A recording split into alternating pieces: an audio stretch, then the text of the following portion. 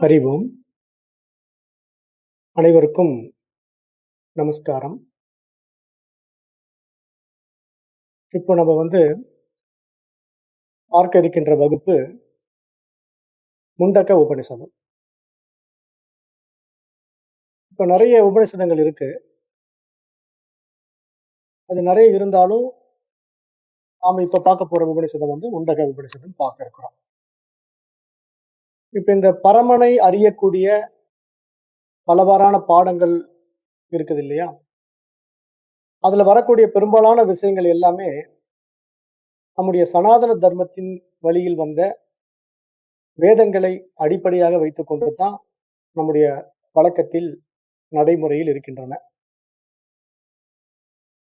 அத்தகைய வேதங்களின் இறுதி உண்மையாக, அறுதி பிரமாணமாக அறியப்பட்ட 3 முக்கிய நூல்களின் வரிசையிலே உபனிஷதங்கள், பிரம்மசூத்திரம் மற்றும் பகவத்கீதை போன்றவைகள் அடங்குகின்றன. இவைகளை நம்ம பிரஸ்தானத்ரயம்னு சொல்றோம். இப்ப இந்த பிரஸ்தானத்ரயத்துல இப்போ நிறைய உபனிஷதங்கள் இருந்தாலும், அதுல இப்ப நம்ம பார்க்கிறது முண்டக உபனிஷதம். இப்ப இந்த ஒவ்வொரு உபனிஷதங்களுக்கும் ஒரு மகா வாக்கியம் இருக்குது. அந்த மகா வாக்கியத்துல 4 முக்கிய வாக்கியங்களாக பார்க்கப்படுகின்றன. அவைகள பிரஜ்ஞானம் பிரம்மா, அயம் ஆத்மா பிரம்மா, தத்துவம் அசி, அகம் பிரம்மாஸ்மி அப்படிங்கிற 4 முக்கிய மகா வாக்கியங்கள் நடைமுறையில பார்க்கிறோம். அதுல இந்த பிரஜ்ஞானம் பிரம்மா அப்படின்னா, இந்த பிரஜ்னையே, அந்த அறிவு உணர்வே பிரம்மம் என்று பெயர். பிரஜ்ஞானம் பிரம்மா என்றால் பிரஜ்னையே பிரம்மம் என்று பெயர். அந்த மகா வாக்கியம் ரிக்வேதத்தில ஐத்திரேய உபனிஷத்துல வருது. அடுத்தது 2வதா வருகின்ற அயமாத்மா பிரம்மா அப்படிங்கிற அந்த ஒரு மகா வாக்கியம் இந்த ஆத்மா தான் பிரம்மம் என்று சொல்லுது. அது அதர்வண வேதத்திலே மாண்டூக்கிய உபனிஷத்துல வருது. அதே மாதிரி 3வதாக வரக்கூடிய தத்துவம் அசி, அதுவாகவே நீ இருக்கின்றாய் அப்படிங்கிற மகா வாக்கியம் சாம வேதத்தில் சாந்தோக்கிய உபனிஷத்துல வருது. அடுத்தது 4வதாக அகம் பிரம்மாஸ்மி, நான் பிரம்மம் என்பது யஜுர்வேதத்திலே பிருகதாரண்ய உபனிஷத்திலே வருது. இது மாதிரி இந்த 4 மகா வாக்கியங்களும் 4 உபனிஷதங்களிலே முக்கியமாக சுட்டி காட்டப்படுகின்றன. அத்துடன் 4 வேதங்களை அடிப்படையாக கொண்டு இவைகள் இருக்கின்றன. இப்ப பிரஜ்ஞானம் பிரம்மா, இந்த பிரஜ்னையே பிரம்மம் அப்படி நம்ம பார்க்கணும் இல்லையா? அப்படி பார்க்கும்போது இந்த பிரஜ்னைன்னா என்ன? அது ஒரு உணர்வு அப்படின்னு தெரியுது. அப்ப அந்த உணர்வுன்னா என்ன மாதிரி உணர்வு? தொடு உணர்வான்னா, இப்ப நம்ம இடத்துல மனிதராகி நம்ம இடத்திலே தொடு உணர்வு இருக்குது. யாராவது தொட்டா தெரிஞ்சுக்கிறோம். அல்லது ஒரு எறும்பு எங்கேயாவது நம்ம கால்லயோ கையிலயோ ஊர்னா ஏதோ ஊறுதே அப்படின்னு சொல்லி பார்க்கிறோம். அப்ப அந்த தொடு உணர்வு நம்மளால் உணரப்படுகிறது. நம்முடைய புலன்களிலே தோலுங்கிற ஒரு பகுதியில உணரப்படுகின்றது. மற்ற அறிவு நம்ம இடத்துல இருக்கு. 5 அறிவுகளில பார்த்தல், கேட்டல், சுவைத்தல், நுகர்தல் அப்படிங்கிற மற்ற அறிவுகள் எல்லாம் நம்ம இடத்துல இருக்கு. ஆனா இங்க படைக்கப்பட்ட ஜீவராசிகளிலேயே முதலாக இந்த பிரஜ்னை எனும் உணர்வு இந்த கல், மண் போன்ற ஜடப்பொருள்களுக்கு அடுத்ததாக தாவரங்களைத்தான் முதலாக அறியப்பட்டது. ஏன்னா இந்த கல்லு மண்ணுல இந்த உணர்வு அறியப்படவில்லை. அவன் முதலாக எங்க அறியப்பட்டது அப்படின்னா தாவரங்களுக்கு தான் முதலாக ஒரு உணர்வு அறியப்பட்டது. அதுதான் தொடு உணர்வு என்று நாம் அறிய முடிகின்றது. அந்த தொடு உணர்வுங்கிறது எப்படின்னா, ஒரு கொத்தாஞ்செருங்கி செடி தன்னை தொட்ட உடனே அது யாரோ தன்னை தொடுகிறார்கள் என்று உணர்ந்து கொண்டு தன்னை முழுவதுமாக சுருக்கிக் கொள்கிறது. அப்ப அதை வைத்து பார்க்கும்போது தாவரங்களுக்கு தொடு உணர்வு இருக்கின்றது என்பது நம்மளால் புரிந்து கொள்ள முடிகின்றது.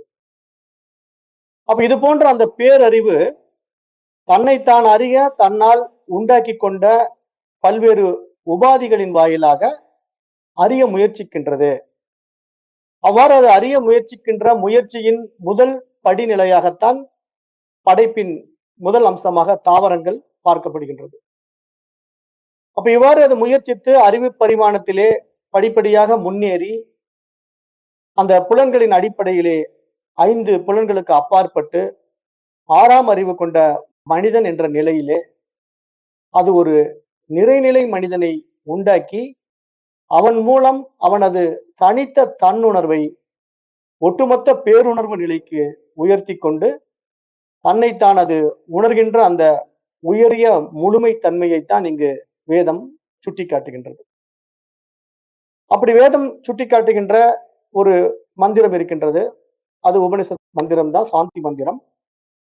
அது என்ன அப்படின்னு பார்த்தோம்னா, ஓம் பூர்ணமத பூர்ணமிதம் பூர்ணாத் பூர்ணமுதச்சதே பூர்ணஸ்ய பூர்ணமாதாய பூர்ணமேவாவசிஷ்யதே ஓம் சாந்தி சாந்தி சாந்திஹி அப்படின்னு ஒரு உபனிஷத் மந்திரம் இருக்கு. இப்ப ஓம் பூர்ணமத பூர்ணமிதம் பூர்ணாத் பூர்ணமுதச்சதே, அதாவது இதுல என்ன சொல்ல வருது இந்த மந்திரம் அப்படின்னா, இறைவன் முழுமையானவர். பூரணம் என்றால் முழுமையானது. அப்ப இறைவன் முழுமையானவர். அவரை போன்றே இந்த உலகம் முழுமையானது. முழுமையான இறைவனிலிருந்து முழுமையான உலகம் தோன்றியுள்ளது. முழுமையிலிருந்து முழுமையை எடுத்த பின்பும் அங்கு எஞ்சி இருப்பது முழுமை மட்டும்தான் அப்படின்ட்டு இந்த மந்திரம் நமக்கு சுட்டிக்காட்டுது. இப்ப அந்த அடிப்படையில இப்ப நாம் இந்த முண்டக உபனிஷதத்துல 2 விஷயங்களை பார்க்க போறோம். ஒன்று நிஜம், மற்றொன்று அதனுடைய நிழல். அப்ப எது நிஜம் எது நிழல் அப்படிங்கிற 2 விஷயத்தை நம்ம பார்க்கும்போது மட்டும்தான் நம்முடைய உண்மை தன்மை என்ன அப்படின்னு நம்ம ஒவ்வொருத்தராலையும் உணர்ந்து கொள்ள முடியும். அப்ப அந்த அடிப்படையிலே இந்த உபனிஷதங்கள் நிறைய உபனிஷதங்கள் இருக்கிறதுன்னு பார்த்தோம். அது எத்தனையோ பல ஆசிரியர்களால் எல்லா மொழிகளிலும் எழுதப்பட்டிருக்கின்றது. மேலும் அது விளக்க உரைகளும் அப்படித்தான், ஏராளமான ஆசிரியர்களால் விளக்க உரையும் எழுதப்பட்டிருக்கின்றது. மேலும் எல்லா மொழிகளிலும் எழுதப்பட்டிருக்கின்றது. அந்த வகையில நம்முடைய தமிழ் மொழியிலே ஸ்ரீ ராமகிருஷ்ண மடத்தில துறவியாக இருந்த ஆசுதோசானந்தர் என்ற ஒரு மகானின் கைங்கரியத்தாலே எளிய உரைநடை நூல் அந்த ராமகிருஷ்ண பதிப்பகம் வெளியிட்டிருக்கு. இப்ப அந்த முண்டக உபனிஷத்தை அடிப்படையா வைத்துக் கொண்டுதான் இப்ப இந்த பாடத்திட்டத்தை நான் உங்களுக்கு நடத்த இருக்கிறேன். ஏன்னா இங்க நாம ஒன்றும் தனியா இதுக்கு விளக்க உரை கொடுக்க வேண்டியது இல்லை. ஏன்னா மிகப்பெரிய மகான்கள் ஏற்கனவே கொடுத்துட்டாங்க. அதுல இந்த ஆசுதோசானந்தர் போன்ற ஞானிகள் எல்லாம் நம்முடைய இன்னும் வாழ்ந்து கொண்டுதான் இருக்கின்றார்கள். எப்படின்னா உணர்வாக. இப்ப அந்த உணர்வின் அடிப்படையிலே இந்த உணர்விலும் அவர்தான் நீங்க பேசிக் கொண்டிருக்கின்றார் என்பதாக நீங்க இந்த பாடத்தை கவனிக்க வேண்டும். ஏன்னா உணர்வு என்பது பொதுவானது, உடல்கள் என்பதுதான் பலவானது. அப்ப அதுல அந்த ஆசுதோசானந்தனுடைய உணர்வு இங்க இவன் மூலமாக இங்கு வெளிப்பட்டு கொண்டிருக்கின்றது என்ற அடிப்படையிலே இந்த நூலை புரிந்து கொள்ள முயற்சி செய்யுங்க. இப்ப பொதுவா நம்முடைய உலகியல் வாழ்க்கையிலே நம் ஒவ்வொருவருக்கும் ஒரு கணம் கூட இடைவெளி இல்லாம ஏராளமான அனுபவங்கள் வந்து கொண்டே இருக்கின்றன. அப்படி வருகின்ற ஒவ்வொரு அனுபவங்களும் நமக்கு துன்பத்தையும் இன்பத்தையும் மாறி மாறி கொடுத்து கொண்டே இருக்கின்றது. அதுல துன்பம் வரும்போது நாம் துவண்டு போகிறோம், இன்பம் வரும்போது ஆனந்தமாக இருக்கிறோம். ஆனா நாம் எல்லோரும் எதை விரும்புகிறோம் அப்படின்னு பார்த்தா இன்பத்தை தான் விரும்புகிறோம். அந்த இன்பத்தின் அடிப்படையில் தான் நாம் எல்லோரும் ஆனந்தமாக இருக்க ஆசைப்படுகின்றோம். இப்போ அந்த இன்பம் எங்கு இருக்கிறது? அது நம்மிடத்தில் இருக்கின்றதா அல்லது நாம் வெளியே தேடுகின்ற புற பொருட்களில் இருக்கின்றதா அப்படின்னு நாம் நமக்குள்ளேயே கொஞ்சம் விசாரம் செஞ்சு பார்த்தோம் அப்படின்னா அது நமக்குள்ளதான் இருக்குதுங்கிறது நமக்கு அனுபவத்துல தெரிய வரும். ஏன்னா நம்ம எதை அடைய ஆசைப்படுகின்றோமோ அது அடைந்து விட்ட உடனே நமக்கு ஒரு மகிழ்ச்சி வரத்தான் செய்கிறது. ஆனால் அதன் பிறகு மீண்டும் நமக்கு அந்த பொருளின் வாயிலாகவே அந்த விஷயத்தின் வாயிலாகவே ஒரு சில துன்பங்களும் உண்டாகி விடுகின்றன. அப்ப அந்த பொருள் நமக்கு முழுமையான இன்பத்தை கொடுக்கவில்லை என்பது நம் நடைமுறையில அனுபவத்துல தெரிந்து கொள்ளவும் முடிகின்றது. அப்ப நிறைய பேருக்கு என்ன பிரச்சனைனா, இப்ப நம்முடைய வாழ்க்கையில இந்த மகிழ்ச்சிக்கும் துயரத்துக்கும் இடையில நான் ஊசலாடி கொண்டே இருக்கிறேன். இந்த ஓயாத இந்த ஓட்டத்துக்கு ஒரு முடிவே கிடையாதா? அப்போ இதுக்கு ஒரு விடிவு காலம் பிறக்காதா? அப்படின்ட்டு நிறைய பேருடைய மனம் ஏங்குகின்றது, அங்கலாய்க்கிறது. அப்ப அதற்கு விடிவு காலம் உண்டு அப்படின்னு சொல்லுது இந்த முண்டக உபநிஷதம். அதாவது அலைப்பாய்கின்ற மனதிற்கு இந்த இன்ப துன்பங்கள் என்ற இரண்டுக்கும் உண்டான அந்த ஊசலாட்டத்தில் இருந்து ஒரு விடுதலை, ஒரு விடிவு காலம் உண்டு என்று இந்த முண்டக உபநிஷத்தம் நமக்கு தெளிவுபடுத்துகிறது. எந்த வகையில அது நமக்கு தெளிவுபடுத்துது அப்படின்னு பாத்தீங்கன்னா, அது ஒரு அழகான வாக்கியத்துல நமக்கு சொல்லுது. நீ நிழலை பற்றிக் கொண்டு அதனுடன் யுத்தம் செய்கிறாய். அதை விட்டுவிட்டு நிஜத்தை பற்று என்று இந்த உபநிஷதம் கூறுகின்றது. அதாவது நாம் ஒவ்வொருவருமே நிழலை பற்றிக் கொண்டுதான் அதனோடு போராடி கொண்டிருக்கின்றோம். ஆனால் அதை விட்டுவிட்டு நம்முடைய நிஜம் என்ன என்பதை நாம் தெரிந்து கொள்ள தயாராக இல்லை. அதைத்தான் இந்த உபநிஷதம் நமக்கு சுட்டிக்காட்டுது. அப்ப அப்படிப்பட்ட இந்த முண்டக உபநிஷதம் அதர்வண வேதத்தில் உள்ள 28 உபநிஷதங்களிலே ஒன்றாக வருகின்றது. ஏன்னா நம்ம 4 வேதங்கள் பார்த்தோம். ரிக், யஜுர், சாம, அதர்வணம் என்ற 4 வேதங்களிலே ஒவ்வொரு வேதங்களுக்கும் ஒரு சில உபநிஷதங்கள் உள்ளடக்கப்பட்டிருக்கின்றன. அது எப்படி அந்த உபநிஷதங்கள் உள்ளடக்கப்பட்டிருக்கின்றன அப்படின்னு பார்த்தா, அந்தந்த வேதத்தை அடிப்படையாக கொண்டு அந்த வேதத்தை எழுதிய ரிஷிகள் அதற்கான விளக்க உரைகளையும் இங்கு அவரவர்கள் பாணியிலே தெளிவுபடுத்துவதாக கொடுத்திருக்கின்றார்கள். அதிலே நிறைய உபநிஷதங்கள் இருப்பது போலவே இந்த அதர்வண வேதத்திலே ஒரு 28 உபநிஷதங்களும் இருக்கிறது. இப்ப இந்த உபநிஷதங்கள்னா என்ன அப்படின்னா, அதாவது வேதத்தை எளிமையாக்கி ஒரு சாரமாக்கி நமக்கு பருகறதுக்கு கொடுக்கிற மாதிரி கொடுத்திருக்காங்க. ஏன்னா நம்ம நேரடியா அந்த மூல நூலை படிக்கும்போது நம்மால் புரிந்து கொள்ள முடியாதுங்கிறதுனால மகான்கள் என்ன பண்றாங்கன்னா, அதை எளிமைப்படுத்தி எல்லோரும் எளிதாக புரிந்து கொள்ளக்கூடிய வகையிலே இந்த உபநிஷதங்கள் நமக்கு கொடுக்கப்பட்டிருக்கின்றன. அந்த அடிப்படையில இந்த முண்டக உபநிஷதம் முண்ட என்ற மூலச்சொல்லில் இருந்து வந்தது. ஏன்னா இதெல்லாம் சமஸ்கிருதம் தான் மூல நூல். உபநிஷதங்கள் எல்லாமே சமஸ்கிருதம் தான் மூலம். ஏன்னா வேதமே சமஸ்கிருதம் தான் மூலம். அப்ப அதனால அந்த மூலத்திலிருந்து நம்ம எடுக்கும்போது இந்த முண்டக உபநிஷத்துல முண்டா என்ற மூலச்சொல்லில் இருந்து முண்டகம் என்ற ஒரு வார்த்தை வந்தது. சமஸ்கிருதத்திலே முண்டா என்றால் நீக்குதல் என்று பொருள். நீக்குதல் என்ற தமிழ் வார்த்தைக்கு நம்ம பொருள் கொள்ள வேண்டும். அப்போ அந்த அடிப்படையில எதை நீக்க வேண்டும்? நம்முடைய அறியாமையை நீக்க வேண்டும். நம்முடைய அறியாமையை நீக்கும் போது மட்டும்தான் நமக்கு அந்த ஞானம் உண்டாகும். அறிவு பிரகாசிக்க ஆரம்பிக்கும். இப்போ இந்த உபநிஷத்து நமக்கு என்ன சொல்ல வருது? நீ நிழலை பற்றி கொண்டிருக்கின்றாய். நிஜம் எது என்று அறியாமையில் இருக்கின்றாய். அதை நான் உனக்கு சுட்டி காட்டுகின்றேன். அந்த அடிப்படையிலே நீ நிஜம் எது என்பதை தெரிந்து கொள் என்று நம்முடைய அறியாமையை நீக்குவதற்காக இந்த உபநிஷதம் முயற்சி செய்கின்றது. இப்ப இந்த உபநிஷத்தில் 3 முண்டகங்கள் உள்ளன. அப்போ இந்த உபநிஷத்துல 3 பகுதிகள் உட்பிரிவுகள் இருக்கின்றன. அந்த ஒவ்வொரு பகுதியிலும் 2 உட்பிரிவுகள் இருக்கின்றன. அப்ப மொத்தம் 6 உட்பிரிவுகளாக 64 மந்திரங்கள் கொண்டதாக இந்த முண்டக உபநிஷத்து அமைக்கப்பட்டுள்ளது. இப்ப இந்த முண்டக உபநிஷத்தினுடைய மூலக்கரு என்ன அப்படின்னு பார்த்தா, நீ நிழலை உண்மை என்று நம்பி அதன் பின்னால் ஓடுகின்றாய். அந்த தவறான பாதையிலிருந்து அந்த பயண பாதையை உனக்கு மாற்றி சரியான பாதையை நான் காட்டிக் கொடுக்கின்றேன். நிழலை விட்டுவிட்டு நிஜத்தை பார் என்று இந்த உபநிஷத்தம் நமக்கு சுட்டிக்காட்டுகின்றது. அப்ப அந்த அடிப்படையிலே இங்கு உடல், மனம், ஆன்மா என்று பல பகுதிகளால் ஆனவன் தான் இந்த மனிதன். அப்படிப்பட்ட இந்த மனிதன் உடம்பையும் மனதையும் ஒரே மாதிரி வைத்துக் கொள்ள முடிவதில்லை. ஏனென்றால் அது ரெண்டுமே மாறி மாறி இயங்கிக் கொண்டிருக்கின்றன.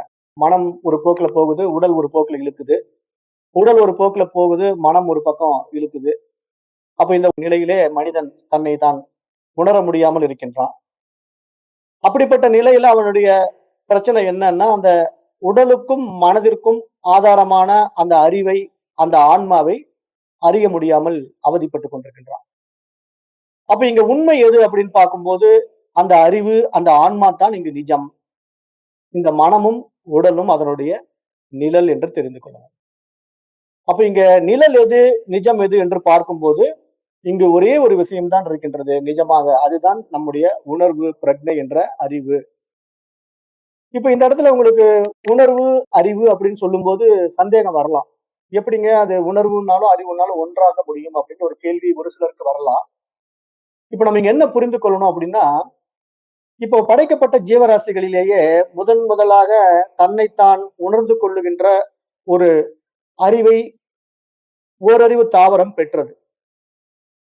அப்போ ஒரு தொட்டாஞ்சுருங்கி செடி தன்னை ஏதோ தொடுகிறது என்று தெரிந்து கொண்ட உடனே அது தன்னை முழுவதுமாக சுருக்கிக் கொள்கிறது. தன்னை தற்காத்துக் கொள்வதற்காக தன்னுடைய இலைகளையும் கிளைகளையும் சுருக்கிக் கொள்கிறது.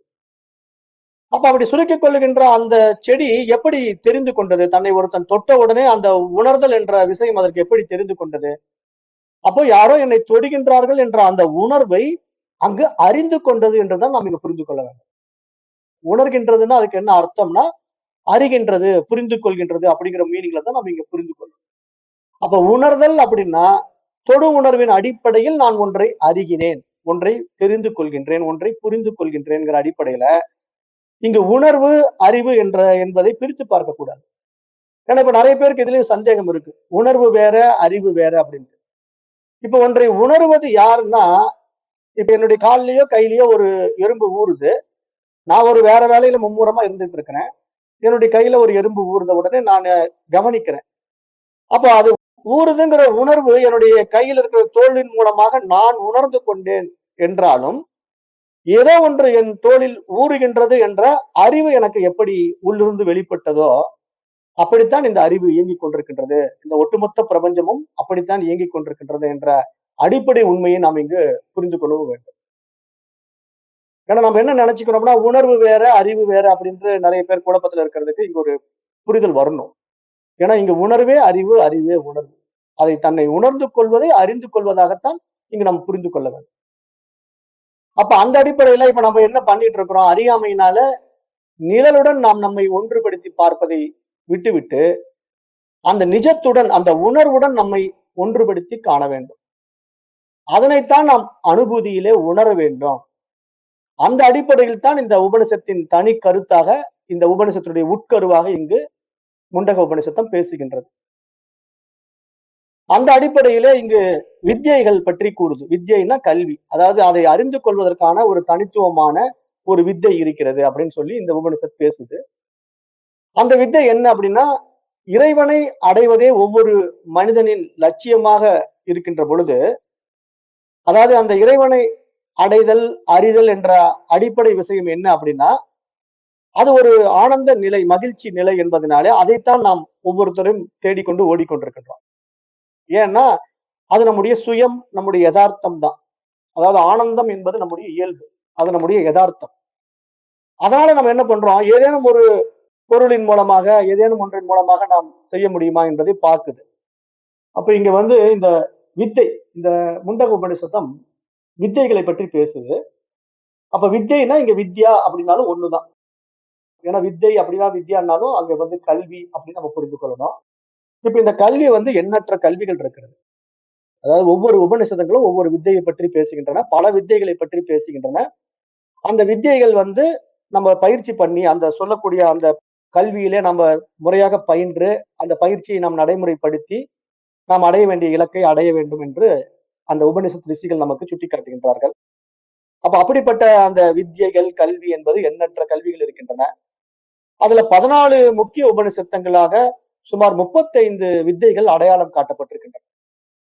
அதாவது முக்கியமான ஒரு 14 உபநிஷதங்கள் நம்ம எடுத்துக்கிறோம். ஆதிசங்கரர் வந்து 10 உபநிஷதங்களுக்கு விளக்க உரை எழுதியிருக்கிறார்.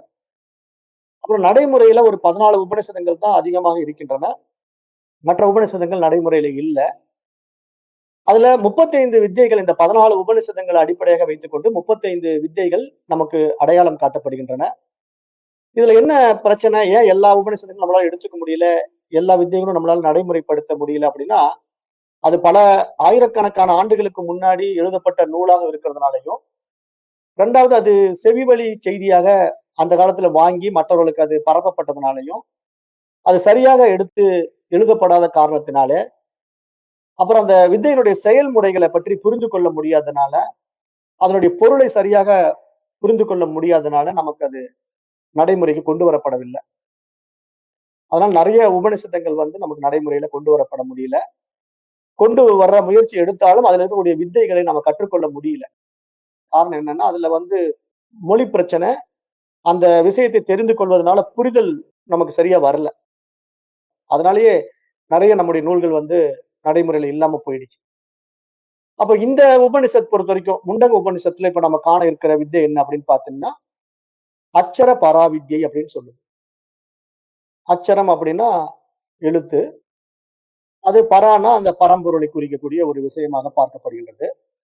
இது அட்சராட்சர வித்தை என்னும் சொல்லப்படுகின்றது. அப்ப அது எப்படிப்பட்ட வித்தைகள், அது என்ன மாரி வித்தைகள்ங்கிறதெல்லாம் நம்ம பினி வரும் மந்திரங்கள் மூலமாக நம்ம பார்க்க இருக்கிறோம். அந்த மாரி பார்க்க இருக்கும்போது ஒவ்வொரு உபநிஷதமும் தனக்கென ஒரு தனியான ஒரு அமைதி மந்திரத்தையும் வைத்துக் கொண்டிருக்கு. இப்ப அந்த அமைதி மந்திரங்களில இப்ப இந்த உபநிஷத்துக்கு ஒரு சாந்தி மந்திரம் இருக்கு. அமைதி மந்திரம்னாலும், சாந்தி மந்திரம்னாலும் ஒண்ணுதான். தமிழ்ல அமைதி மந்திரம், நம்ம சான்ஸ்கிரிட்ல சாந்தி மந்திரம் அப்படின்னு சொல்றோம். இப்ப இந்த சாந்தி மந்திரத்த நம்ம முதல்ல படிச்சுட்டு தான் நம்ம இந்த உபநிஷத்துக்குள்ளேயே போகணும். ஏன்னா இது வந்து எந்த ஒரு காரியத்த நம்ம தொடங்கும் முன்னாடி, அதற்கான ஒரு ஒருமித்த மனநிலையில நாம அத நடைமுறைப்படுத்தணும்ன்ட்டு இந்த உபநிஷத்து விரும்புது. இந்த உபநிஷத்துன்னு இல்ல, எல்லா உபநிஷத்தும் இத தான் விரும்புது. அதனால எந்த ஒரு காரியத்தை செய்கின்றோமோ, அதற்கான ஒரு மனநிலையை வரவழைத்துக் கொண்டு, அதன் பிறகு அந்த செயலை நாம் செய்யும் பொழுது மட்டும் தான், அதன் சிறப்பான பலனை நாம் அடைய முடியும் அப்படின்னு உபனிஷத் சொல்லுது. அப்ப அதுபோல இந்த ஒரு அருமையான உபனிஷத்துக்கு ஒரு சாந்தி மந்திரம் இருக்கு. அது என்ன அப்படின்னு பார்ப்போம்.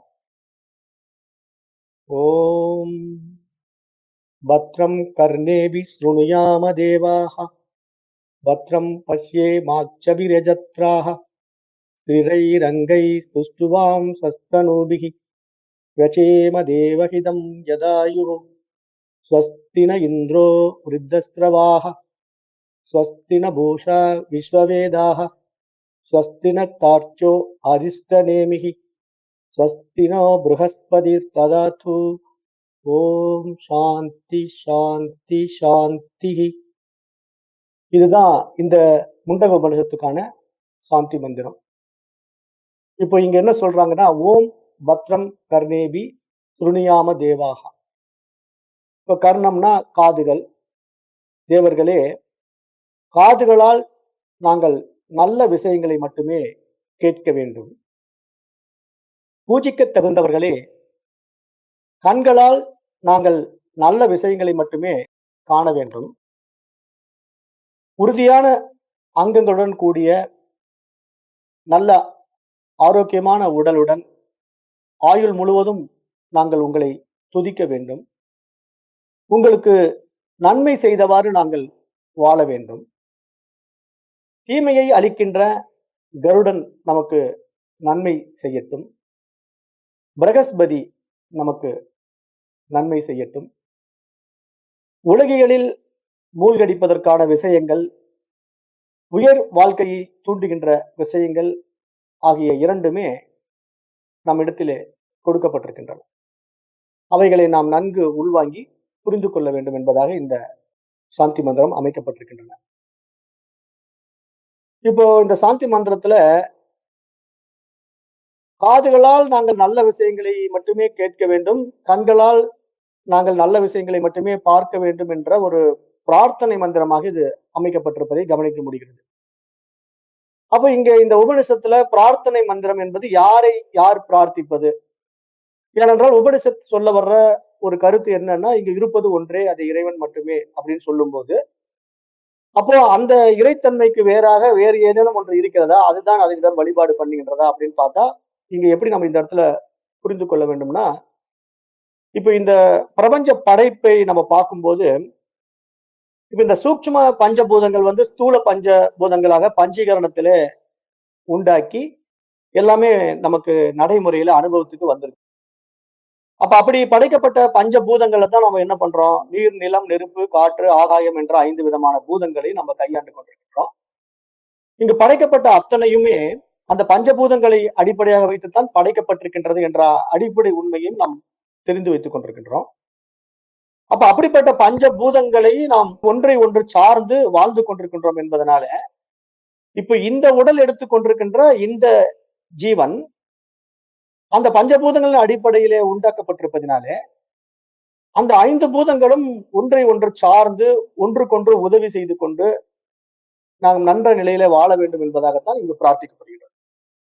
ஏனென்றால் இங்கு கண்களால் காண்பது, காதுகளால் கேட்பது என்பதெல்லாம் ஒவ்வொரு பூதங்களுடைய தனித்துவமான தன்மையை உள்ளடக்கியதாக இருக்கின்றது. அப்புறம் இந்த பஞ்சபூதங்களுக்கும் தலைவனாக நாம் இந்திரன் என்ற ஒரு தேவதையையும் இங்கு பார்க்கப்படுகின்றது.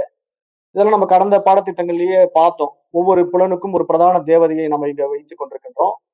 அப்புறம் இந்த பஞ்சபூதங்களுக்கு தலைவனாக இந்திரன் என்ற ஒரு தேவதையும் இருக்கின்றது அப்படின்னு நம்ம பார்த்தோம். அப்ப இதெல்லாம் எந்த அடிப்படையில நமக்கு இங்க கூறப்பட்டிருக்கின்றது அப்படின்னா, நம்முடைய உடல் அமைப்பிலே உள்ள பஞ்சபூதங்களும் ஒரு தேவதையாக இங்கு உருவகப்படுத்தப்படுகின்றது. அப்ப அந்த அடிப்படையில தான் இங்க நம்ம அக்னிங்கிற ஒரு தேவதையை உருவகப்படுத்துறோம். ஜலம் அப்படிங்கிற ஒரு தேவதையை உருவகப்படுத்துறோம். வாயு அப்படிங்கிற ஒரு தேவதையை உருவகப்படுத்துறோம். இந்த மாதிரி பஞ்சபூதங்களில் அடிப்படையிலே இங்கு தேவதைகள் உண்டாக்கப்பட்டிருக்கின்றன. அவைகளைத்தான் நாம் இங்கு பிரார்த்தனை செய்கின்றோம். ஏன்னா இந்த பஞ்சபூதங்களின் அடிப்படையில் உண்டான இந்த உடல் வந்து அந்த பஞ்சபூதங்களுடைய இயக்கத்திலே ஒரு சீர்குலையாமல், ஒன்றுக்கொன்று உயர்வு தாழ்வு உண்டாகாமல் நம்முடைய உடலும் ஆரோக்கியமாக இருக்க வேண்டும் என்றால் அவர்களுடைய ஒத்துழைப்பு நமக்கு தேவை என்பதனால அவர்களிடம் பிரார்த்தனை செய்வதாக இங்கு அமைக்கப்பட்டிருக்கின்றது. ஆரம்பத்துல இது மாதிரி நம்ம துவைதத்துல பிரார்த்தனை செய்தாலும் இந்த பிரார்த்தனையுடைய அறுதி உண்மை என்னன்னா அதுவாகத்தான் நானே இருக்கின்றேன் என்ற புரிதல் நம்ம இடத்துல வருகின்ற பொழுது அப்போ அந்த அத்தனை அம்சங்களும் நம்மிடத்திலே ஒன்று பொருந்தியதாக மாறி அது ஒரே நிலையிலே நம்மிடம் செயல்படுவதையும் நாம் உணர முடியும் என்பதுதான் இந்த உபநிஷத்தினுடைய சாரமாகவும் பார்க்கப்படுகின்றது. அப்ப அந்த அடிப்படையில இப்ப இந்த உலகியலிலே நம்மை மூழ்கடிப்பதற்கான விஷயங்கள், உயர் வாழ்க்கையை தூண்டுகின்ற விஷயங்கள் அப்படிங்கிற இரண்டுமே நம்மிடத்திலே கொடுக்கப்பட்டிருக்கின்றன. இதுல அறிவாளி இரண்டாவது வகையை தேர்ந்தெடுக்கின்றான் அப்படின்னு இந்த உபநிஷத் சொல்லுது. என்ற இரண்டாவது வகை அப்படின்னு பாத்தீங்கன்னா, உலகியலில் மூழ்கடிப்பதற்கான ஒரு சில விஷயங்கள் நம்ம இடத்துல இருக்கின்றன. உயர் வாழ்க்கையை தூண்டுகின்ற விஷயங்களும் நம்ம இடத்திலே கொடுக்கப்பட்டிருக்கின்றன. அப்ப இதுல யார் இரண்டாவது விஷயம் உயர் வாழ்க்கையை தூண்டுகின்ற விஷயத்தை தேர்ந்தெடுக்கின்றான் என்று பார்த்தால் அறிவாளி இரண்டாவது வகையை தேர்ந்தெடுக்கின்றான் என்று கட உபனிஷத்தம் தான் இதை கூறுகின்றது. அப்ப அந்த மாதிரி நல்லவற்றையும் உயர்ந்தவற்றையும் தேர்ந்தெடுப்பதற்கு நம்முடைய உடம்பிற்கும் புலனுக்கும் பயிற்சி அளிப்பதற்கும் அதற்கான முயற்சியிலே இந்த தேவர்களின் துணையை நாம் நாடுவதற்குமான மந்திரமாக இது பார்க்கப்படுகின்றது. ஏன்னா இப்போ நம்ம அந்த மாதிரி ஒரு விஷயங்களை நம்ம உயர்ந்த விஷயங்களை நோக்கி நம்ம போகும்போது நமக்கு இந்த உடலும் மனமும் ஒத்துழைக்கும் போதுதான் நம்ம அந்த விஷயத்த முழுமையாக தெரிந்து கொண்டு வெற்றி பெற முடியும். அப்ப அந்த அடிப்படையில் நம்ம இங்க பார்க்கும்போது அது நமக்கு முக்கியமான ஒரு விஷயமாகவும் பார்க்கப்படுது. அப்போ இந்த உயர் வாழ்க்கையை ஒருவன் வாழ வேண்டுமானால் அவன் அவனுடைய உடலையும் புலன்களையும் அதற்கு தகுதியானவையாக வைத்திருக்க வேண்டும் என்று இந்த உபனிஷத் வலியுறுத்துது. மேலும் இயற்கையுடன் இயைந்து வாழ வேண்டும் என்ற பரந்த கருத்தை இந்த உபனிஷத்து சுட்டி காட்டுகின்றது. ஏன் அப்படின்னா நம்ம வந்து நல்லவைகளை பார்க்க வேண்டும், நல்லவைகளை கேட்க வேண்டும் என்று ஏன் சொல்றோம் அப்படின்னா இந்த பஞ்சபூதங்களுடைய அடிப்படையிலே நம்ம நல்ல விஷயங்களை நோக்கி போகாம இன்றைக்கு நம்ம என்ன பண்றோம்னா இந்த பஞ்சபூதங்களை வந்து தொந்தரவு பண்றோம். இப்ப நிறைய பேர் சுயநலத்தின் காரணமாக என்ன பண்றோம், இப்ப காற்று மாசுபடுத்துறோம், நீரை மாசுபடுத்துறோம். அப்ப இதெல்லாம் என்ன நடக்குது, பஞ்சபூதங்களுக்கு நம்ம தீங்கு இழைக்கிறோம் இல்லையா? அப்ப இது மாதிரி தீங்கு இழைப்பதில் நம்ம ஃபர்ஸ்ட் விடுபடணும்னு இந்த உபனிஷத் சுட்டி காட்டுது. முதல்ல அது ஒரு முக்கிய அம்சமாக இந்த உபனிஷத் நமக்கு சொல்லுது. ஒருத்தன் வந்து உயர் வாழ்க்கை வாழ வேண்டும் என்றால் அவன் உடலையும் புலன்களையும் அதற்கு தகுதியானதாக ஃபர்ஸ்ட் மாற்றிக்கொள்ளணும்னு சொல்லுது. அப்ப தன்னுடைய உடலையும் தன்னுடைய புலன்களையும் தகுதியானதாக மாற்றிக்கொள்ள வேண்டும் என்றால் அவன் இயற்கையோடு இயைந்து வாழ வேண்டும் என்று சொல்லுது. அப்ப இயற்கையோடு அவன் இயந்து வாழ வேண்டும் என்றால் இயற்கை எப்படிப்பட்டது என்பதை அவன் தெரிந்து வைத்துக் கொள்ள வேண்டும் என்றும் சுட்டிக்காட்டுது. அப்ப இயற்கை எப்படிப்பட்டது அப்படின்னு பார்க்கும்போது பஞ்சபூதங்களின் அடிப்படையில் இந்த இயற்கை இருக்கின்றது என்றால் அந்த பஞ்சபூதங்களுக்கு நம்ம தீங்கு இழைக்காமல் வாழ வேண்டும் என்ற முதல் அம்சமாக அதை கொண்டு வந்து அந்த பஞ்சபூதங்களையும் தேவதைகளாக நம்ம இடத்திலே வழிபாடு செய்ய சொல்லி இந்த உபனிஷத் சுட்டி காட்டுது. அப்ப அதனாலதான் நம்ம இங்க வந்து அதை பிரார்த்தனை மந்திரமாக முதல் சாந்தி மந்திரத்துல பார்க்கிறோம். அப்ப நாம இங்க எப்படி இந்த பஞ்சபூதங்களை கையாளணும் அப்படின்னா அதற்கு தீங்கிழைக்காமல் அதற்கு நன்மை செய்யும் வகையிலே நாம் இந்த சமுதாயத்திலே வாழ வேண்டும். அப்படி நம்ம வாழும் பொழுதுதான் நம்முடைய உடலும் புலன்களும் ஆரோக்கியமாக இருக்கும், மனமும் ஆரோக்கியமாக இருக்கும், நம்மை சார்ந்தவர்களுடைய உடலும் மனமும் ஆரோக்கியமாக இருக்கும். ஆனால் நாம் இப்பொழுது செய்கின்ற இந்த தவறுகள் என்ன ஆகும்னா நம்மை சார்ந்த நம்முடைய சந்ததிகளை பிற்காலத்தில் அழித்து விடும். ஏன்னா இப்ப நம்ம நிறைய தவறுகளை செய்கிறோம். இப்ப நீரை மாசுபடுத்துறோம், காற்றை மாசுபடுத்துறோம். இப்ப இந்த மாசு என்ன ஆகும்னா பின்னாடி வரக்கூடிய நம்முடைய சந்ததிகளுக்கு தொந்தரவு பண்ணும். ஏன்னா இப்ப நம்ம குளோபல் வார்மிங் அப்படிங்கிற சயின்டிஸ்டுடைய எச்சரிக்கை எல்லாம் நம்ம பார்க்கிறோம். ஏன்னா புவி வெப்ப மண்டலம் அதிகமாகிக் கொண்டிருக்கிறது. நிறைய விஷயங்கள் வந்து நம்ம இயற்கை மாசுபடுத்துவதனாலும், தொந்தரவுப்படுத்துவதனாலும் தான் இதெல்லாம் உண்டாகுதுன்ட்டு விஞ்ஞானிகள் ஆராய்ந்து சொல்கிறார்கள். இப்ப நாங்க சமீபத்துல கூட பார்த்தோம். கன்னியாகுமரி பக்கத்துல நெறைய மலைகளை வந்து இந்த கல் குவாரிகள்ல வச்சு உடைச்சு, உடைச்சு எடுத்துடுறாங்க. அப்ப ஏகப்பட்ட மலைகளே இல்ல. இப்ப சின்ன சின்ன குன்றுகள், மலைகள் எல்லாம் வந்து சின்ன குழந்தையில நம்ம பார்த்திருக்கிறோம். இன்னைக்கு போய் பார்த்தா அத காணோங்கிறாங்க. இப்ப சிட்டிக்குள்ள வந்தவங்க வாழ்க்கைய வாழ்வதற்காக கிராமத்திலிருந்து சென்னை, அ பெங்களூர், ஹைதராபாத்ன்னு பெருநகரங்களுக்கு வாழப் போனவர்கள், சில ஆண்டுகள் கழித்து தன்னுடைய சொந்த ஊருக்கு, கிராமத்துக்கு போய் பார்த்தாங்கன்னா, அவர்கள் விளையாடிக் கொண்டிருந்த, அவர்கள் ஏறி இறங்கிக் கொண்டிருந்த மலையையே காணோங்கிறாங்க. அப்படிப்பட்ட ஒரு மலையே இல்ல. அத எல்லாம் தரைமட்டம் ஆக்கிட்டாங்க. கல் குவாரிகள்ல பூரா எடுத்துட்டாங்க. பூரா தோண்டி, தோண்டி அந்த மலைகள் எல்லாம் எடுத்துட்டாங்க அப்படின்னு சொல்றாங்க. அப்ப இதெல்லாம் நம்ம பார்க்கும்போது நம்ம எவ்வளவு தீங்கு விளைவிக்கிறோம் இந்த இயற்கைக்கு அப்படிங்கிறத நம்ம புரிந்து கொள்ளணும். இப்ப இந்த சாதாரண கல்லு தானே, இந்த மலை தானே, இத எடுக்கிறதுனால என்ன ஆயிடுது அப்படின்னு நம்ம சாதாரணமா நெனைக்கிறோம். ஏன்னா நம்ம இடத்துல அந்த புத்திசாலித்தனம் இல்ல, அந்த புரிதல் இல்ல, விழிப்புணர்வு இல்ல. ஆனா இதெல்லாம் என்ன நடக்கும்னா, பின்னாடி வர்ற நம்முடைய எதிர்கால குழந்தைகள் வந்து வாழ்வதற்கு முடியாம போயிடும். இந்த இயற்கை வந்து மன்னிக்காது. காரணம் என்னன்னா, அதனுடைய விஷயத்துல நம்ம வந்து ரொம்ப இடையூறு செய்றோம் அப்படிங்கிறத நம்ம கண்டிப்பாக இங்கு இந்த பாடத்திட்டத்தின் வாயிலாகவும் புரிந்து கொள்ள வேண்டும். ஏன்னா இயற்கைக்கு நம்ம நெறைய இடையூறு செய்றோம். அப்ப இந்த மாரி மலைகள அழிக்கும்போது என்ன ஆகும்னா, மழை வராது. ஏன்னா இந்த மலைக்கும், அந்த மலைக்கும் வித்தியாசம் இருக்கு. கல்லு மலைக்கும், நீராக பெய்யக்கூடிய மலைக்கும் ஒன்றுக்கொன்று தொடர்பு இருக்கிறது. ஏன்னா இது ஒரு பூமி தாய். அது வந்து ஒரு நீர். அப்ப இங்க நீரும், நிலமும், காற்றும் எல்லாம் 5 பூதங்களும் ஒன்றை ஒன்று சார்ந்து அதனுடைய ரேஷியோவுல அது சரியானபடி இயங்கிக் கொண்டிருந்தால் தான் இந்த புவியும் சரியானபடி இயங்கும். இப்ப நம்ம அந்த புவிக்கு கெடுதல் செய்யக்கூடிய விஷயங்கள செய்துட்டோம் அப்படின்னா, அந்த புவியினுடைய அந்த இயற்கை தன்மை மாறுபாடுக்கு உட்படும்போது, மற்ற பூதங்கள் மாறுபாடுக்கு உட்பட ஆரம்பிக்கும். அப்ப என்ன ஆகும்? காற்று குறைய ஆரம்பிச்சிடும். ஆக்ஸிஜன் பற்றாக்குறை உண்டாகும். மழை வருவது குறைந்து போகும். நீர் வரத்து குறைந்து போகும். அப்புறம் அதனால நம்ம என்ன பண்ணுவோம்? இயற்கையாகவே நம்ம பாதிக்கப்படுவோம். அதனால தான் நமக்கு நீர் கிடைக்க மாட்டேங்குது. பொருளாதார பிரச்சனைகள்லாம் வந்துடுது. "நீரின்றி அமையாது உலகு" அப்படின்னு அந்த காலத்திலேயே சொல்லிட்டாங்க. அப்ப நீர் இல்லாம இந்த உலகு இருக்காது. ஏன்னா, இங்க நாம நெனச்சுட்டு இருக்கிறோம், நிலம் இருந்தா போதும் வாழ்ந்துடலாம் அப்படின்ட்டு.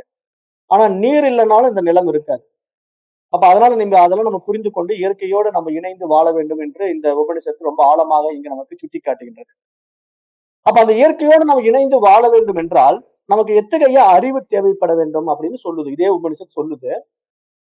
அந்த அறிவுகளை 2 வகையாக பிரிக்குது.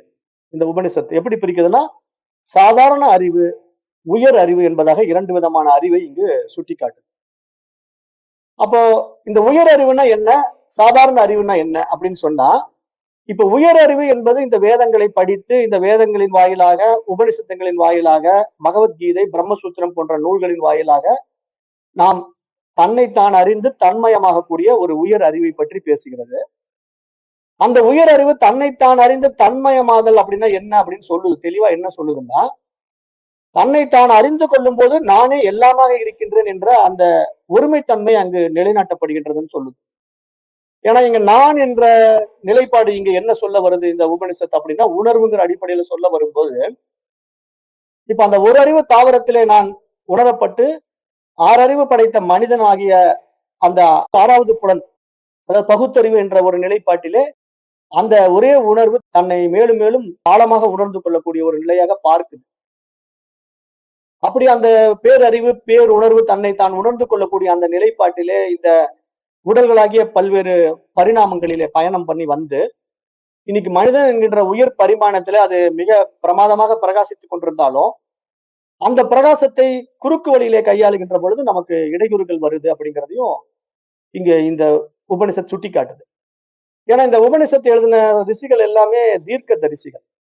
ஏன்னா இவர்கள் வந்து 2 அறிவுகளை பத்தி ஏன் பேசுறாங்கன்னா, இப்ப இந்த உயர் அறிவை பற்றி மட்டும் பேசலாம் இல்லையா? ஏன் வந்து சாதாரண அறிவை பத்தி பேசுறாங்க அப்படின்னா, எதிர்காலத்துல வரக்கூடியவர்கள் இந்த சாதாரண அறிவு நிலைக்கு கீழ போயிடுவார்கள் என்பது அவர்களுக்கு தெரியும்.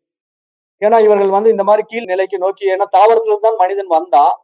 இந்த அறிவு சுழற்சி வந்து என்ன ஆகும்? மீண்டும் அவனுடைய அறியாமை நிலைக்கு அவன கொண்டு போகும். ஏன்னா இது வந்து ஒரு சுழற்சி தான். அதனால மீண்டும் அவன் அஞ்ஞானத்தை நோக்கி போனான்னா, திருப்பி கீழ்நிலைக்கு போயிடுவான். அப்ப அதிக கீழ்நிலை பிறவிகள் உண்டாகும். அப்படிங்கிறத சித்தர்களும், ஞானிகளும், யோகிகளும் உணர்ந்து வைத்திருந்தார்கள். அப்ப அதை நம்ம அனுபவமா பார்க்கிறோம். ஏன்னா உயர் ஞானிகள் வாழ்ந்த நம்ம சமுதாயம் இன்று கீழ்நிலைக்கு போய் கொண்டிருக்கிறத பார்க்கிறோம். கீழ் பிறவிகளிலே நிறைய பிறப்பதை பார்க்கிறோம். அதுதான் நான் கடந்த பாடத்திட்டத்துல கூட சொன்னேன். நிறைய கிருமிகள் உற்பத்தி ஆகுது, நிறைய பிராய்லர் கோழிகள் உற்பத்தி ஆகுது அப்படின்னா, இதை நம்ம வந்து ஒரு சீரியஸா எடுத்துக்கிறது இல்ல. சாதாரணமா நினைச்சிட்டு பார்க்கிறோம். உடல்கள் ஏன் இவ்வாறு மாறுபடுகின்றன? இந்த உடல்கள் தோற்றம் ஏன் இவ்வாறு மாறுபட்டு காணப்படுகின்றது? அதுல ஏன் இப்படி அதிகப்படியான கிருமிகள் உற்பத்தி ஆகின்றது? ஏன் இந்த மாதிரி அதிகப்படியான நுண்ணுயிர்களும் இந்த மாதிரி பறவை இனங்களும் உற்பத்தி ஆகின்றன அப்படின்னு பார்த்தா, மனிதன் தன்னுடைய சுயநலத்தினால இந்த இயற்கையை மாற்றியதுனால இந்த இயற்கையினுடைய பரிணாமத்திலையும் மாற்றம் நிகழ்ந்து கொண்டிருக்கின்றது. ஒரு உயிரினத்திலிருந்து இன்னொரு உயிரினத்தை அழித்தால் கூட இங்கு பல்வேறு உயிரினங்கள் இல்லாமல் போகக்கூடிய வாய்ப்புகளும் உண்டாகி விடுகின்றதுன்னு இந்த உபநிஷத் சுட்டி காட்டுது. இப்ப நம்ம என்ன நினைச்சிட்டு இருக்கிறோம்? ஒரு சில உயிரினங்களை அழித்து விட்டால் நம்ம ரொம்ப ஆனந்தமாக வாழலாம். கெட்ட கிருமிகளை பூரா கொன்னுட்டா நம்ம ஆனந்தமா இருக்கலாம் அப்படின்னு நம்ம நினைக்கிறோம். அப்படி கெட்ட கிருமிகளை கொன்னுட்டா அந்த கிருமிகள் என்னென்ன மற்றவர்களுக்கு நன்மை செய்யுதோ அது நமக்கு தெரியாது. அப்ப அதனால என்ன ஆகும்னா நாம வேறு சில பிரச்சனைகளை சந்திக்க வேண்டி வரும். இதுதான் சமீபத்துல பார்த்து கொண்டிருக்கிற இந்த குளோபல் வார்மிங் எல்லாம். இந்த புவி வெப்ப மண்டலம் ஏன் ஆகுது அப்படின்னா நம்ம நிறைய விஷயங்களை அழிச்சுக்கிட்டு இருக்கிறோம். நம்ம தெரியாமயே அழிச்சுட்டு இருக்கிறோம். ஏற்கனவே நான் அந்த உயிரினங்களை பத்தி எழுதும்போது கூட ஒரு புத்தகத்துல இந்த சைவம் அசைவம்ல பத்தி சொல்லியிருப்பேன். இந்த மயில் இனம் ஏன் பெருகி விட்டது அப்படின்னா குள்ளநரி இனத்தை வந்து நம்ம அழிச்சிட்டதுனால தான் அப்படின்னு நான் அதுல சுட்டி காட்டியிருப்பேன். ஏன்னா குள்ளநரிங்கிற ஒரு இனம் வந்து அந்த காலத்துல நிறைய இருந்தது. அந்த குள்ளநரி இனம் தான் மயிலை சாப்பிடும். ஏன்னா அந்த குள்ளநரி ஒரு தந்திரம் வாய்ந்தது. அதாவது இப்ப சாதாரண நாய்க்கும் குள்ளநரிக்கும் வித்தியாசம் என்ன அப்படின்னா, இப்ப நாய் வந்து என்னதான் புத்திசாலித்தனமா இருந்தாலும் அது அறிவுபூர்வமா அந்த குள்ளநரிக்கு ஈக்குவலா வராது. அவ குள்ளநரி ரொம்ப பதுங்கி ஒரு புத்திசாலித்தனமா அந்த மயிலை வேட்டையாடும். ஆனா ஒரு நாய் அப்படி வேட்டையாட முடியாது. மயில் பறந்துடும் உடனே. நாய் வந்து ஒரு பதட்டமா போகும். நரி வந்து அப்படி போகாது. நரி வந்து ரொம்ப பதுங்கி பதுங்கி கரெக்டா போய் அந்த மயிலை பிடிக்கும். அப்ப அந்த தந்திரம் உள்ளது நரி. நரிக்கு தான் அந்த தந்திரம் தெரியும். எப்படி வேட்டையாடணுங்கிற அந்த தந்திரம் வந்து நரிக்கு தெரியும். அப்ப அந்த நரி இனத்தை நம்ம எப்படி அழிச்சிட்டோம்னா, குறவர் இனத்தை சார்ந்தவர்கள் வந்து அந்த நரியினுடைய பல்லு, தோல் இதுக்கெல்லாம் ஆசைப்பட்டு அந்த இனத்தை வந்து அதிகமாக அழித்து விட்டார்கள். அதனால இன்னைக்கு குள்ளநரி இனம் குறைக்கப்பட்டு விட்டதுனால, எங்கோ 1, 2 இருக்கும். அப்படி குறைக்கப்பட்டதுனால இன்னைக்கு மயில்கள் வந்து அதிகமாக இனப்பெருக்கம் ஆயிட்டு தான் ஊருக்குள்ள இத்தனை மயில்கள் நம்ம பார்க்க முடியுது. இப்ப நாமெல்லாம் சின்ன குழந்தையா இருக்கும்போது இவ்வளவு மயில் கிடையாது. அப்பெல்லாம் நம்ம மயிலை பார்க்கணும்னா எங்க போகணும்? மருதமலைக்கு போகணும். இல்லைன்னா பழனிக்கு போகணும். அப்படி போனா தான், ஓ இங்க ஒரு மயில் இருக்குன்னு ஆச்சரியமா பார்ப்போம். இப்ப நம்ம வீட்டு முன்னாடியே மயில் வந்து விளையாடிட்டு இருக்குது. நம்ம மொட்டை மாடியிலே வந்து மயில் உட்கார்ந்துட்டு இருக்குன்னா, அப்ப அவ்வளவு மயில்கள் இனப்பெருக்கம் ஆயிடுச்சு. அப்ப இந்த இனப்பெருக்கம் ஏன் அதிகமானது அப்படின்னா, மனிதன் செய்த தவறுகள் தான் காரணம்னு நம்ம புரிந்து கொள்ளணும். அப்புறம் மயில் இனத்தை மட்டுமா மனிதன் பெருக்கி விட்டான்னா இல்லையே. இப்ப பிராய்லர் கோழியை பெருக்கிட்டு இருக்கிறானே, அதாவது மரபணு மாற்றம் செய்கிறான். ஒரு விதையிலிருந்து இன்னொரு விதையை எடுத்து மரபணு மாற்றம் செய்யறான். அது மாதிரி பறவை இனத்திலிருந்து ஒரு விதமான ஹைபிரிட் ரகத்தை உருவாக்கி ஒரு பிராய்லர் கோழியை உருவாக்குறான்.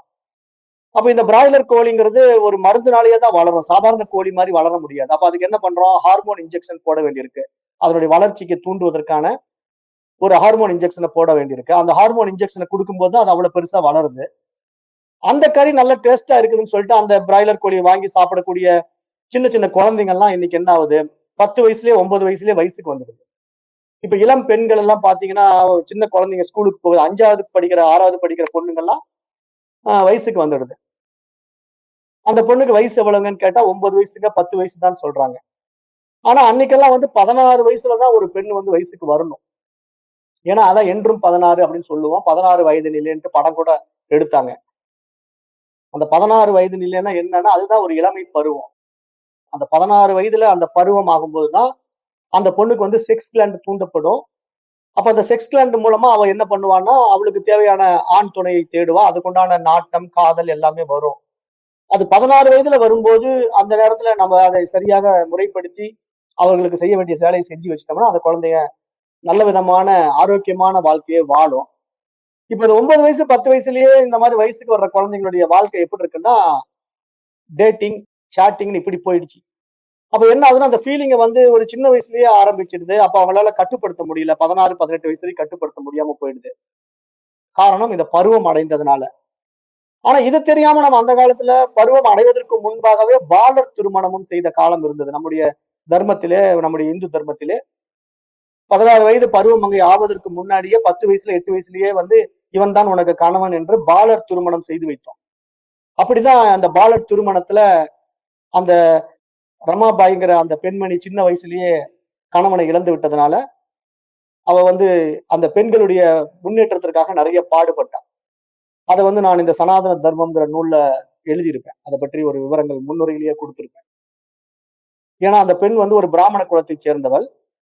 ஆனால் அவள் சிறு வயதிலேயே பாலர் திருமணம் செய்விக்கப்பட்டதனால அவளுடைய கனவுகள் எல்லாம் கலைந்து போய்விட்டது. ஏன்னா அவள் அனுபவிக்க வேண்டிய அத்தனை ஆசைகளும் நிர்மூலமாகிவிட்டது.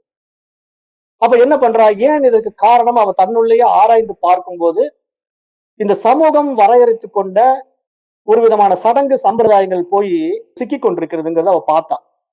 அதுல இந்த பிராமண சமூகம் என்ன பண்ணுதுன்னா, நிறைய புரிதல் இல்லாம தவறான விஷயங்களை உள்வாங்கி கொண்டு இந்த வேதங்களை சரியாக படிக்காம புரிந்து கொள்ளாம தவறான விஷயங்களை எல்லாம் வேதத்திலிருந்து எடுத்துட்டோம்னு சொல்லி மக்களை ஏமாத்திக்கிட்டு ஏய்த்து பிழைத்துக் கொண்டிருந்தார்கள். அப்ப அந்த மாதிரி ஒரு சூழ்நிலையில தான் இந்த உடன்கட்டை ஏறுதல் கூட இருந்தது. அந்த காலத்துல வந்து ஒரு ஆண் இறந்து விட்டா உடனடியாக பெண் வந்து உடன்கட்டை ஏற வேண்டும் என்று கட்டாயப்படுத்தி கணவனோடவே அந்த பெண்ணையும் அந்த சிதையிலே நெருப்பிலே தள்ளிவிட்டு கொள்வார்கள். இதை வந்து அதே பிராமண குலத்தைச் சேர்ந்த ராஜாராம் மோகன் ராய் என்ற ஒருவர் வந்து எதிர்த்தார். ஏன்னா இந்த சமூகத்தை வந்து விழிப்புணர்வு உடையவர்கள் ஒரு சிலர் தான். இந்த பிராமண சமூகத்துல பெயர் தான் பிராமணர்கள், பிரம்மத்தை அறிந்தவர்கள் அப்படின்னு சொன்னாலும் அது நம்ம உண்மையா பிராமணர்னா என்ன புரிந்து கொள்ளணும்னா, பிரம்மத்தை அறிந்தவர்கள் தான் பிராமணர்னு புரிந்து கொள்ள வேண்டுமே தவிர பிறப்பின் அடிப்படையில பிராமணர்கள் நம்ம சொல்லக்கூடாது. அது தெரியாம வந்து அது அப்படி சொல்லி சொல்லி இப்ப பிராமணர்கள்னா அவங்க நம்ம ஆரியர்கள், ஆரிய வம்சத்துல வந்தவர்கள் அப்படிங்கிற மாதிரி ஒரு இமேஜினஸை கிரியேட் பண்ணி இங்க வந்து ஒரு இனச்சண்டைகளை உருவாக்கி கொண்டு அரசியல் பண்ணி கொண்டிருக்கிறார்கள். ஆனா இங்க உண்மையிலே பிராமணன் என்பவன் பிரம்மத்தை அறிந்தவன், அவ்வளவுதான் விஷயம். அதாவது ஒரு ஆச்சாரியன், ஒரு அறிவாளி, மற்றவர்களுக்கு உபதேசிக்கக்கூடிய தகுதி உடையவன் பிராமணன். அவன் பிரம்மத்தை அறிந்தவன். அந்த அடிப்படையில் தான் பார்க்கணும் பிராமணன் தான். அப்ப அந்த மாதிரி தகுதியுள்ள பிராமணன்ல ஒரு ராஜாராம் மோகன் ராய் போன்ற ஞானி அந்த உடன்கட்டை ஏறுவதை எதிர்த்து போராடினார், அதை எதிர்த்தார், அதில் வெற்றி பெற்றார். அதனால இன்றைய பெண்கள் வாழ்க்கையெல்லாம் தப்பிச்சுது. இல்லைன்னா இன்னைக்கு அவன் தண்ணி அடிச்சு சாகும்போது எல்லா பெண்களும் கூடவே போய் சாக வேண்டியதுதான். ஏன்னா இன்னைக்கு பூரா டாஸ்மாக் கடையில தான் ஆம்பளைங்க பூரா இருக்கானுங்க. அப்ப அப்பாங்க பூரா டாஸ்மாக்ல இருக்கான், பசங்க பூரா டாஸ்மாக்ல இருக்கான். அந்த பசங்களை நம்பி பொண்ணு கொடுக்கறது கூட இன்றைய சமுதாயம் தயாராக இல்லை. ஏன்னா பொண்ணு கொடுக்கறத போய் பையன் என்ன பண்றான்னு கேட்டா அவன் டாஸ்மாக்ல இருக்கான்னு தான் தகவல் வருதே தவிர அவன் சம்பாதிக்கிறான், நல்ல மனிதனாக வாழ்றான் அப்படின்னு யாரும் சொல்றது இல்லை. அப்ப ஏன் இந்த சமுதாய சீர்கேடு அப்படின்னா இந்த உயர் அறிவு இல்லாததுதான் சொல்ல வரேன். இப்ப இந்த பாடத்திட்டத்துல வந்து சாதாரண அறிவு, உயர் அறிவை பத்தி இந்த நூல் பேசுது. அப்ப அந்த உயர் அறிவு, சாதாரண அறிவை பத்தி நான் கொஞ்சம் விரிவா சொல்லாம இந்த பாடத்திட்டத்தை நான் போக முடியாது. ஏன்னா எனக்கு அது உடன்பாடு இல்லை. ஏன்னா சும்மா அப்படியே படிச்சுக்கிட்டே போறதல்ல இங்க பாடம். ஒவ்வொருத்தரும் தன்னுடைய அறியாமையை உணர்ந்து அதை நீக்கிக் கொள்ள வேண்டும் என்பதற்காக நான் இதை இவ்வளவு விவரமாக நான் எடுத்து சொல்ல வேண்டிய கட்டாயம் இருக்குன்ட்டு இங்க நான் அதை சொல்றேன். அப்ப இந்த சாதாரண அறிவு என்ன பண்ணுது? சும்மா இந்த பிசிக்ஸ், கெமிஸ்ட்ரி, பயாலஜி, மேத்தமேட்டிக்ஸ் எல்லாம் படிச்சுட்டா பெரிய ஆள் ஆயிடலாம்னு நினைக்குது. இதெல்லாம் வந்து சாதாரண அறிவு. இந்த அறிவுனால என்ன பண்ண முடியும்னா பணம் சம்பாதிக்க முடியும், அவ்வளவுதான். வேற ஒண்ணும் செய்ய முடியாது. அதாவது இந்த மாதிரி விஷயங்களை படித்து விட்டு நான் பொருளாதாரத்துல வல்லுநர் ஆயிட்டேன், அதனால நான் ஒரு பொருளாதார வல்லுநரா எம்பிஏ முடிச்சிருக்கிறேன், எனக்கு ஒரு கம்பெனில வேலை கொடுங்கன்னு வேணா கேட்டுக்கிட்டு மாசம் 1,00,000 சம்பளம் வாங்கலாம். ஆனா அந்த 1,00,000 சம்பளத்தை வாங்கி கொண்டு அவன் எப்படி வாழ்கிறான் என்று பாத்தீங்கன்னா ஏகப்பட்ட இஎம்ஐ போட்டுக்கிறான். அந்த 1,00,000 அவன் வீட்டுக்கு எவ்வளவு தெரியுமா கொண்டு வரான்? ஒரு 20,000 25,000 தான் கொண்டு வரான். மீதி பூரா லோன்ல போயிடுது, பூரா கடன் ஆயிடுது. அப்ப இந்த 20,000 25,000 வச்சு அவனுடைய லைஃப் அவன் சாட்டிஸ்பாக்சனா வாழ முடியல, போதாததா இருக்கு, பொருளாதாரம் போதவில்லை. ஏன்னா ஆசைகள் அதிகமா இருக்கு மனிதனிடத்துல, பார்ப்பதையெல்லாம் வாங்கணுங்கிற எண்ணம் வந்துடுது. அப்ப அதனால கடனை வாங்கி உடனே வாங்கி குடும்பத்தை நடத்தி அந்த 1,50,000 சம்பாதிச்சா கூட பத்த மாட்டேங்க அவனுக்கு. அப்ப அடுத்தது வேலைக்கு ஏதாவது பண்ணணும்னு சொல்றான், இரவு பகலா உத்தியோகம் பாக்குறான். அப்ப என்ன ஆயிடுது? உடலும் மனமும் ஒத்துழைக்காம போயிடுது அந்த மாதிரி சூழ்நிலையில. அப்ப அவன் நோயாளியா மாறுறான். அது சாதாரண நோயாளி அல்ல, வெறும் உடல் நோயாளி மட்டுமல்ல, மன நோயாளியாகவும் மாறுறான். அதனால தற்கொலையும் பண்ணிக்கிறான். நிறைய இளைஞர்கள் தற்கொலை பண்ணிக்கொள்றத நம்ம பாக்குறோம் இல்லையா? அப்ப இதுக்கெல்லாம் என்ன காரணம்? ஐடி ஃபீல்ட்ல இருக்கிறவங்களே நிறைய பேர் தற்கொலை பண்ணிக்கிறாங்க. ஆனா நம்ம பெருசா பேசிக்கிறோம், இன்ஃபர்மேஷன் டெக்னாலஜில படிச்சிருக்கான் என் பையன், ஐடில இருக்கான்னு சொல்லிக்கிறோம். ஆனா இன்ஃபர்மேஷன் டெக்னாலஜில அவன் ஐடில என்னதான் படிச்சு அவன் என்னத்தை சாதிச்சாலும் அவனுடைய தனிப்பட்ட வாழ்க்கையை நீங்க அவங்ககிட்ட விசாரிச்சு பார்த்தீங்கன்னா, ஆல்வேஸ் ஸ்ட்ரெஸ். எப்ப பார்த்தாலும் பிரச்சனை, பிரச்சனை, பிரச்சனை. கொஞ்ச நேரம் கூட அவன் சந்தோஷமா இருக்க முடியல. சுகமா இருக்க முடியல. சந்தோஷம்னா என்னன்னு அவனுக்கு தெரியலன்னு தான் சொல்லணும். அவனுக்கு எதுல தெரியுமா இப்ப சந்தோஷம் இருக்குது? தண்ணி அடிக்கிறதுலயும், பெண்களோட பேசுறதுல தான் இப்ப சந்தோஷமே. ஏன்னா வேற எதுலயும் அவனுக்கு சந்தோஷம் இல்ல. ஏன்னா அப்படித்தான் இன்றைய சமுதாயம் போய்க் கொண்டிருக்கிறது. அப்ப இதெல்லாம் வந்து சாதாரண அறிவினால் உண்டான விளைவுகள் அப்படின்னு நம்ம பார்க்கிறோம். சாதாரண அறிவினால் கிடைக்கப்பட்ட விளைவுகள். அப்ப இந்த விஞ்ஞான வளர்ச்சி நம்மளை எங்கு கொண்டு போகின்றது என்பதை கூட நாம் தெரிந்து கொள்ள முடியாத அவல நிலையில இருக்கிறோம். அப்ப இன்றைய நம்ம இயற்கையை கெடுக்கிறோம், பஞ்சபூதங்களை கெடுக்கிறோம், சமுதாயத்தை சீர்குலைக்கிறோம், எல்லாத்துலயும் கலப்படம் பண்றோம். யார் எப்படியோ போனா போதும், நான் வாழ்ந்தா போதுங்கிற அந்த தனித்துவமான சுயநல மனப்பான்மை. அப்ப இதனால சமூக விரோதிகள் நிறைய உருவாகி விட்டார்கள். சமுதாய சீர்கேடு வந்து விட்டது. அரசியல்வாதிகளும் அதைத்தான் விரும்புகின்றார்கள். காரணம் என்னன்னா, அதை வைத்து அவர்கள் ஆதாயம் பார்க்க விரும்புகிறார்கள். அப்ப அவர்கள் குடும்பம் மட்டும் வாழ்ந்தால் போதும் என்ற சூழ்நிலை இன்று உண்டாகிவிட்டது. அப்ப இதிலிருந்தெல்லாம் ஒரு மனிதன் விழித்துக் கொள்ள வேண்டும் என்றால், அவன் என்ன செய்ய வேண்டும்? நிச்சயமாக உயர் அறிவை பெறக்கூடிய கல்வி அவன் படித்துத்தான் ஆக வேண்டும். அப்ப அந்த உயர் அறிவை பெறக்கூடிய கல்வி என்று பார்க்கும்போது, அது இந்த உபநிஷதங்களில் தான் கொடுக்கப்பட்டிருக்கின்றதுங்கிறத இந்த முண்டக உபநிஷத்து எடுத்து சொல்லுது. அப்போ சாதாரண புலன்களால் அறிகின்ற விஞ்ஞானம், மதம் போன்ற விஷயங்களை பற்றி இங்கு பேச வரல இந்த உபனிஷத்து. ஏன்னா இந்த வேதம் வந்து பல உட்பிரிவுகளை உள்ளடக்கி இருக்குது. ஏன்னா நம்ம ஏற்கனவே பார்த்தோம். அதுல வந்து நிறைய உட்பிரிவுகள் வந்து ஜோதிஷம் முதல் கொண்டு இருக்குது. ஆனா இதுல எல்லாமே இந்த உட்பிரிவுகள்ல வந்து நம்ம என்ன பண்றோம்னா, அந்த ஒவ்வொன்றையும் எடுத்துக்கிட்டு அதுல இருந்து எப்படி பணம் பண்ண முடியும்னு தான் நம்ம பார்க்கிறோமே தவிர, அதை வைத்து சமுதாயத்துக்கு என்ன நன்மை பண்ண முடியும்னு நம்ம யாரும் பார்க்கிறது இல்ல. அதுதான் இங்க பெரிய பிரச்சனையாக போயிட்டு இன்னைக்கு மக்கள் வீணாக போய் கொண்டிருக்கிறார்கள். அப்ப அதுக்கு என்ன காரணம்னா, அந்த உயர் அறிவை பற்றி அவர்கள் தெரிந்து கொள்ள முடியல. இந்த வேதத்தை படிக்க வருகின்ற பிராமணர்கள் கூட, பிராமணர்கள் என்று சொல்லிக் கொள்கின்றவர்கள் கூட, இந்த வேதத்தின் மூலமாக பணம் பண்ணக்கூடிய அந்த முதற் பகுதியை மட்டும்தான் படிக்கின்றார்கள். கர்ம காண்டத்தை மட்டும்தான் படிக்கின்றார்கள். ஏனென்றால் கர்ம காண்டம் என்ன? வேள்விகள், யாகங்கள், பூஜை புனஸ்காரங்கள் என்ற விஷயங்களை உள்ளடக்கியதாக இருப்பதனால, அப்ப இந்த வேள்வியை நான் செய்து கொடுக்கிறேன், இவ்வளவு பணம் வரட்டும், அந்த யாகத்தை நான் நடத்தி கொடுக்கிறேன், அவ்வளவு பணம் பார்க்கணும் அப்படிங்கிற மோட்டிவ் தான் உங்களுக்கு இருக்கே தவிர, அந்த கர்ம காண்டத்தை கடந்து ஞான காண்டத்துக்குள்ள வருவதற்கு ஒரு பிராமணனும் பிறப்பால் தன்னை பிராமணன் என்று கூறிக்கொள்பவன் கூட தயாராக இல்லை என்று நான் இங்கு சுட்டிக்காட்ட விரும்புறேன். ஏன்னா அப்படித்தான் இன்றைய சமுதாயம் போய்கொண்டிருக்கின்றது. அதனால் நிறைய பேர்கள் இந்த பிராமண சமூகத்தை வெறுக்கக்கூடிய சூழ்நிலையும் உண்டாக்கப்பட்டிருக்கின்றன. அப்ப இந்த பிரிவினைகள் எல்லாம் ஏன் வந்தது? எதனால் வந்ததுன்னா, மனிதன் சுயநலமாக வாழ ஆரம்பித்து விட்டான். அதில் ஜாதியை வைத்துக் கொண்டு அரசியல் செய்கின்றான். அப்ப ஜாதி மூலமாக ஆதாயத்தை அடைகின்றான் என்பதை நம்ம பார்க்க வேண்டியிருக்கிறது. அப்ப அதை நம்ம நன்றாக புரிந்து கொண்டு உண்மையான தர்மம், நம்முடைய சனாதன தர்மம் என்பது என்ன? அந்த தர்மம் போதிக்கக்கூடிய விஷயங்கள் எப்படிப்பட்டது? அப்படி அது போதிக்கக்கூடிய விஷயம் எதை பற்றி அப்படின்னு பார்த்தா, உயர் அறிவை பற்றி போதிக்கிறது. அப்ப உயர் அறிவு பெற்ற ஒருவன் தன்னையே எல்லாவற்றிலும் பார்க்கின்ற பொழுது, இங்கு எதை அவன் வெறுக்க முடியும்? எதை அவன் விருப்பு செலுத்த முடியும்? அப்போ அவன் இருமைகளற்ற நிலையிலே எல்லாவற்றுக்கும் நன்மை செய்யத்தான் விளைவான்.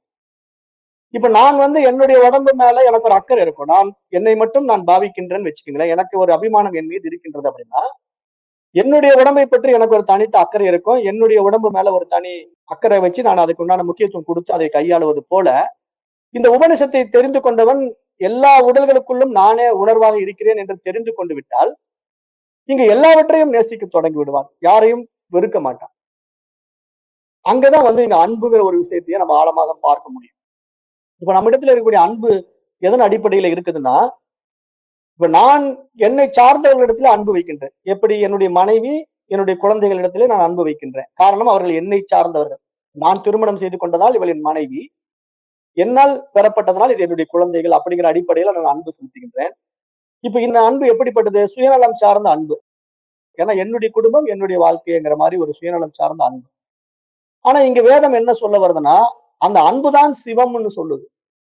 ஆனால் அன்பு ஏன் நீ தனித்துவமான உன்னுடைய குடும்பம், உன்னுடைய வாழ்க்கை என்று பார்க்கிறாய்? இந்த ஒட்டுமொத்த உலகமும் உன்னுடைய குடும்பம் தான். அதுதான் வசுதெய்வ குடும்பகம் அப்படின்னு சாஸ்திரம் சொல்லுது. அப்ப இந்த வசுதெய்வ குடும்பகம் என்றால் இந்த ஒட்டுமொத்த பிரபஞ்சமும் என்னுடைய குடும்பம் தான் பார்த்தோம்னா, மனிதர்களை மட்டும் அல்ல என்னுடைய குடும்பத்திலே நான் பார்ப்பது. புழு பூச்சிகளிலிருந்து இந்த பிரபஞ்சத்தில் இருக்கின்ற சூரியன் சந்திரன் முதல் கொண்டு நான் என்னுடைய குடும்பமாக பார்ப்பேன். அப்படி நான் பார்க்கும்போது பஞ்ச பூதங்களுக்கு கூட நான் தீங்கு செய்ய மாட்டேன். ஏனென்றால் நானே எல்லாவற்றிலும் என்னுடைய குடும்பமாக வைத்துக் கொண்டிருக்கின்ற பொழுது நான் எதை கெடுக்க முயற்சி செய்வேன்? இப்ப என்னுடைய குடும்பத்துல சுயநலமா வாழக்கூடிய ஒருத்தருடைய குடும்பத்துல தன்னுடைய குழந்தை யாராவது துன்புறுத்த விரும்புவானா? தன்னுடைய மனைவி யாராவது துன்புறுத்த விரும்புவானா? கிடையாது. ஏன்னா அவர்கள் வகையில அவங்க சந்தோஷமா வச்சுக்கத்தான் விரும்புவாங்க. அதுல ஒரு சிலர் விதிவிலக்கு இருக்கிறாங்க. அவங்க மனிதர்கள் அல்ல, மிருகங்கள். அவர்களை விட்டுருங்க. ஒரு நல்ல மனிதனாக வாழ்கின்றவன் தன்னுடைய குடும்பம், தன்னுடைய குழந்தைகளுக்கு எப்படி முக்கியத்துவம் கொடுத்து வாழ்கிறானோ, அப்படிப்பட்ட ஒரு நல்ல மனிதன் இந்த ஒட்டுமொத்த பிரபஞ்சத்தையும் தன்னுடைய குடும்பமாக பார்க்க ஆரம்பித்து விட்டால், இங்கு எல்லாவற்றிலும் அன்பு செலுத்த ஆரம்பித்து விடுவான். அப்ப எல்லாவற்றிலும் தன்னுடைய உணர்வை பார்க்க ஆரம்பித்து விடுவான். அப்படிப்பட்டவன் யாருக்கும் எந்த தீங்கும் செய்ய மாட்டான். அவன் தான் உண்மையிலே அகிம்சை வழியிலே வாழுகின்றான். அப்ப அவன் யாருக்கும் எந்த இம்சையும் செய்ய மாட்டான். அப்ப அதைத்தான் இந்த உபநிஷத் சொல்ல வருது. அதுதான் உயர் அறிவு. எல்லாவற்றிலும் தன்னை எவன் பார்க்கின்றானோ அவன் தான் உயர் அறிவு படைத்தவன். அவனே பிராமணன். அவனே பிரம்மத்தை அறிந்தவன் அப்படின்னு இங்க சாஸ்திரம் சுட்டிக்காட்டுது. அப்ப அந்த உயர் அறிவை இங்கு இந்த உபனிஷத் எப்படி சொல்ல வருதுன்னா அக்ஷர பராவித்யை என்று சொல்ல வருது. அக்ஷர பராவித்யை அப்படின்னு இந்த உபனிஷத் பேசுது. அத்தகைய அக்ஷர பராவித்யை என்ற ஆன்மீக அறிவே அனைத்து அறிவுகளின் அடிப்படையாக இருக்கின்றதுன்னு சொல்லுது. அதை அறிந்து கொள்ளுகின்ற பொழுதுதான் எதை அறிந்தால் அனைத்தையும் அறிந்ததாகும் என்ற ஒரு மிகப்பெரிய விஷயத்தை இந்த உபனிஷத் பேசுது.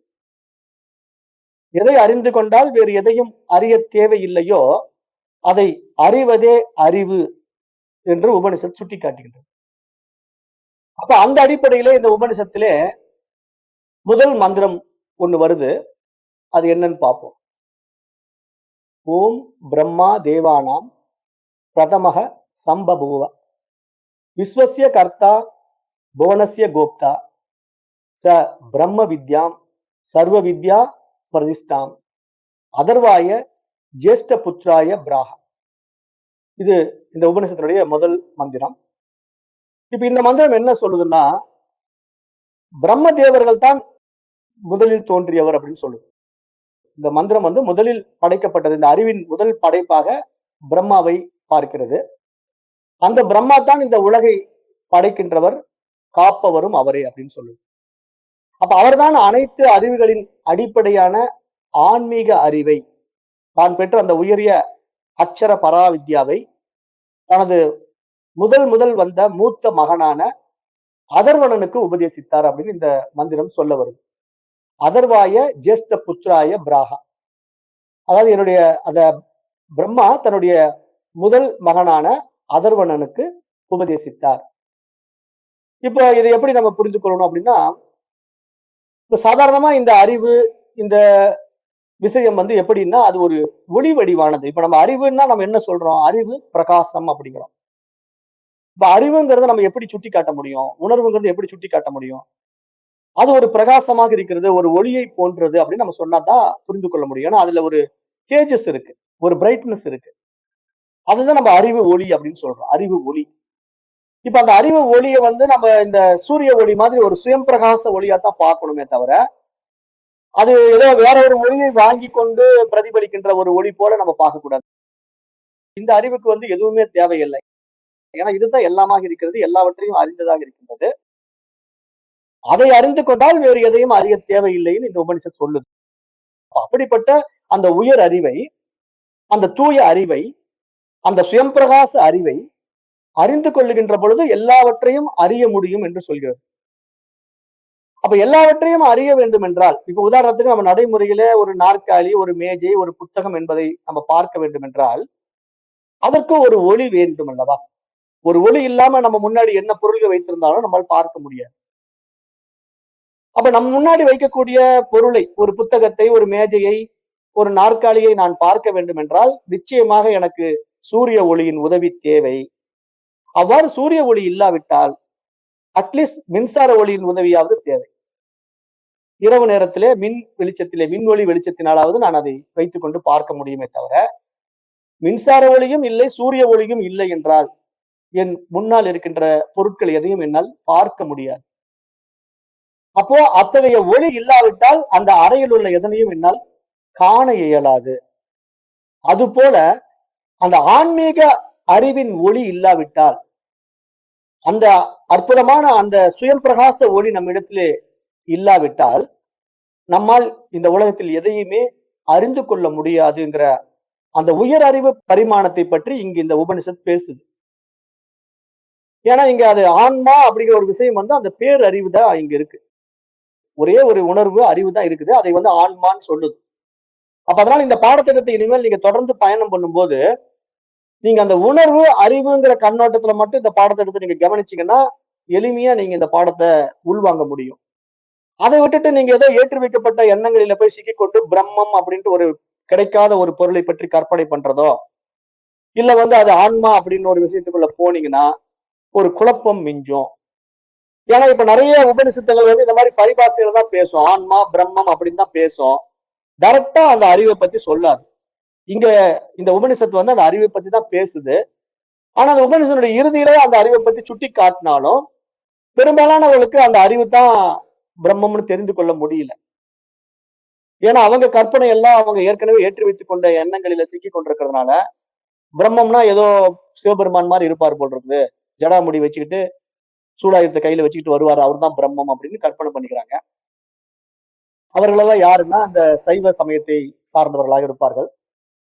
அப்புறம் இல்லைன்னா இன்னொரு மாதிரி கற்பனை பண்ணிக்குவாங்க. பிரம்மம்னா பார்க்கடலில் பாம்பு படுக்கையில படுத்துக் கொண்டிருப்பார். கையில சங்கு சக்கரத்தை வைத்துக் கொண்டிருப்பார்.